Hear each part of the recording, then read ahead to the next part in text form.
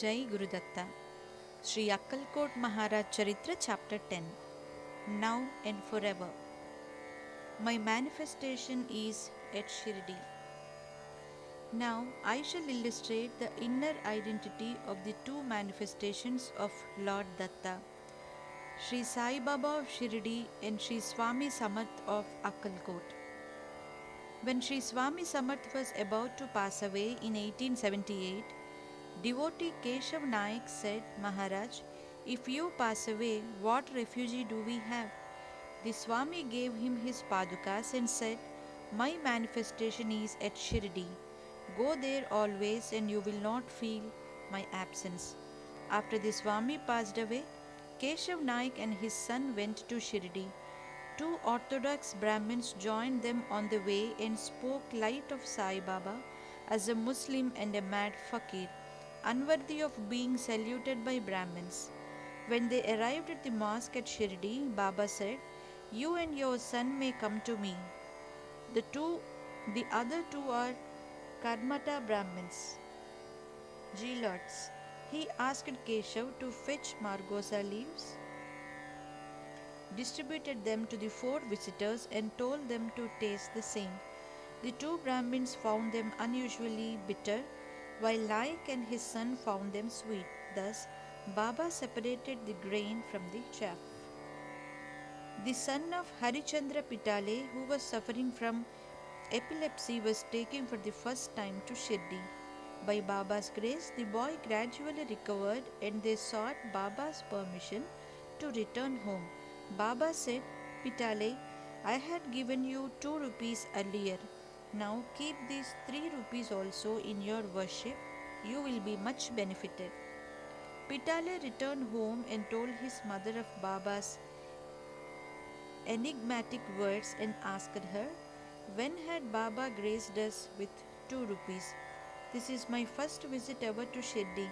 She reflected for a while and said, when you were a small child, your father took all of us to Sri Swami Samarth. Then the Swami gave 2 rupees to your father, who had worshipped them for long. Later, he worship was neglected and the 2 rupees were not to be found. Now, evidently, the same Swami has blessed you again in the form of Sri Sai Baba. Often, devotee Bhai Krishnaji used to visit the Padukas of Sri Swami at Akkalkot. Once, Sri Swami appeared in his dream at night before they started there and said, now I am at Shirdi, go there and offer your worship. Accordingly, he visited Baba and stayed with him for 6 months. At last, out of strong desire to visit Akkalkot, he sought Baba's permission and the latter said, what is there at Akkalkot? That Swami is here now in my form. Why go there now? Krishnaji was thrilled at the corroboration of the Swami's dream message. Bapu Sahib Jog, who was earlier devoted to Sri Swami, similarly served Sai Baba. One day he demanded that Sai Baba should grant him the darshan of Swami Samarth. During Arati, Baba appeared to him in the form of Saint of Akkalkot. Kharkar of Thane was ill. His friends gave him a picture of Baba and a little of Udi.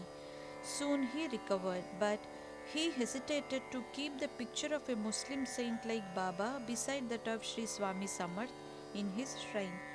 One night he saw in his dream a fakir robed like Sai Baba approached him and his friend stood up to welcome the holy visitor. His friend told Kharkar that the fakir was not different from Sri Swami Samarth and that both must be treated with equal regard. Now, another recent experience of a devotee which shows that the inner identity of the two great saints lasts forever. Mrs. R. Venkataratnamma writes, Sri Bharadwaja told my son, Sharat Babu, that I would get peace of mind if I studied the biography of Sri Swami Samarth. So I started reading the manuscript of Sri Bharadwaj's book in Telugu. A few days ago, an unusually tall sadhu with long arms appeared in my dream. He wore only a codpiece and held a brass vessel in his hand. I strongly felt that he was Swami Samarth, even though I had not seen his picture yet. He told me that I owed him a quarter seer of milk. Then I woke up. When I later saw his picture, I recognized that it was he. I was at a loss to know the significance of the dream, for I never vowed to offer him the same. On inquiry, Sri Bharadwaja had sent word that I should make the offering the next Thursday. Later, when I was boiling milk for that purpose, my mother in law, who was away at her daughter's house for a fortnight, returned and asked me what I was doing. I told her about my dream. She then said that she fell ill at her daughter's house one day and promised to offer a quarter seer of milk to Sri Sai Baba if she recovered soon. She did recover. I realized that both the saints were one. My mother in law had promised Sai Baba that she would offer milk, and it was Sri Swami Samarth who came to claim it. I shall now put forth the close parallelism between the two perfect manifestations of the Datta spirit to emphasize their archetypal nature. Their antecedents like birth, parentage, etc., ever remained enigmatic. Their recognition as perfect masters by all came similarly. Both arrived at the shrine of the presiding deity of the respective villages, Shirdi and Akkalkot. The first devotees that extended hospitality to the saints are Muslims, Chand Patil in the case of Sri Sai Baba and another Muslim in the case of Sri Swami Samarth. These two Muslims recognize the spiritual greatness of the saints by the same phenomenon of mysterious production of fire for the children. Sri Sai Baba produced it by knocking the earth with his staff or satka, and Sri Swami by puffing at the empty pipe. Interestingly, the latter was also a miracle performed by their contemporary Sri Gajanan Maharaj of Shigaon. We note that neither of the Mahatmas did scrupulously adhere to such observances of ritual purity as daily bath, etc., nor did they honor distinctions of caste or creed. Both accepted the devotion of Hindus and Muslims alike, never discriminating between a mosque or dargah and a Hindu temple. Both the masters evoked recognition of their spiritual glory in a wild beast, an ailing tiger and a snake in case of Sri Sai Baba, an elephant and a monkey in case of Sri Swami Samarth.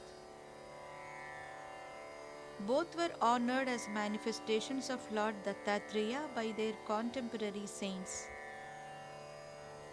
Both adopted similar means of enlightening and teaching their devotees, like abuse, cryptic words, violent behavior, etc. Both took shelter under the neem tree, and the branches under which they sat got their leaves sweet. Their closest and constant attendants were also archetypal Cholappa and Sundarabai, who attended on Swami, Shama, and Radha Krishna Ai, who attended on Baba.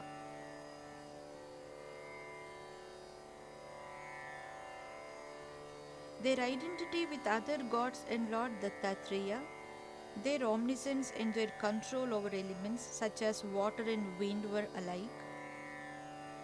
Their precise knowledge of the coming end of their physical existence, their fever and fasting before their end are similar, and their mutual spiritual identity, both during and after their physical existence, has already been detailed earlier. Jai Guru Datta.